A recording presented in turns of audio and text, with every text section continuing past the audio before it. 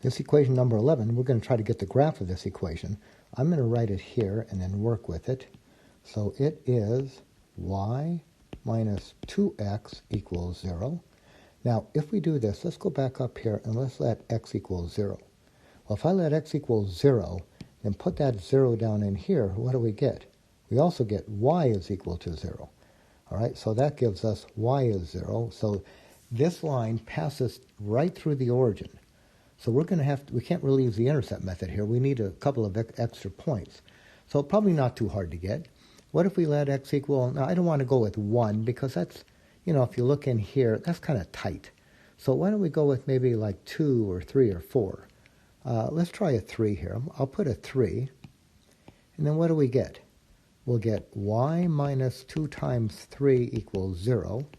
Y minus 6 is 0. Y equals 6.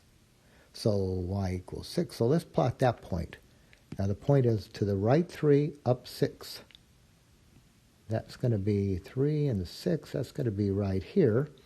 And just as a test to make sure, why don't we pick a negative x and see if we still land on that line. So why don't we pick like maybe negative 3?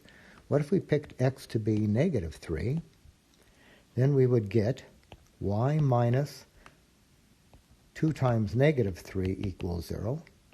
This will give us y plus 6 equals 0. And solving, we'll get y equals negative 6. So at negative 3, we're at negative 6. So to the left 3, down 6. So to the left 3, down 6 is going to put us, let me see if I can count this, right here. And that looks like they're going to be on a line. So now, I got a straight edge here. I'm going to put that straight edge through these points and see if I can get a pretty decent line. That looks pretty good. Okay, so there's the graph. So this, in this case, we went right through the origin. So I really couldn't get two different intercepts. Let's see what we can do with this one here. Y equals negative 2x. So I'm going to start by writing this one here. So I'll write y equals negative 2x. Now I'm going to let x equal 0.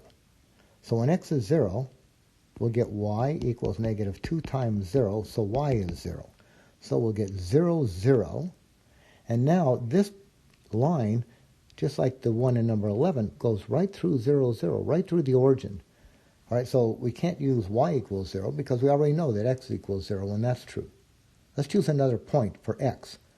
Now, I don't want to get too close. I don't want 1 because that's going to be kind of tight. Maybe I'll use 2 or 4.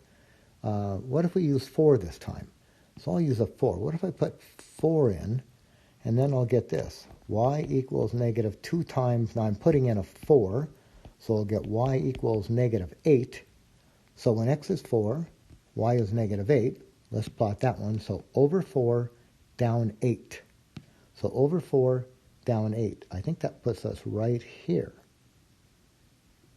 Now I'm going to choose a negative value for x just to see if I land on this line anywhere. So why don't we choose like maybe negative 3. I'll try negative 3 here. Use any one you want. Negative 1, negative 2, negative 3, negative 4, negative 5, whatever. I'll use a negative 3 just to see what happens. And if I put in, separate these, if I put in y equals negative 2 times negative 3, I'll get y equals 6. So when x is negative 3, y is 6. So we're going to go to the left 3, up 6. So let's do that. To the left 3, up 6 puts us here. And it looks like those 3 points lie on a line. And I've got my straight edge here. Oh, everything's moving. I'll do the best I can to get a line through here. There we go. There's the graph of that equation.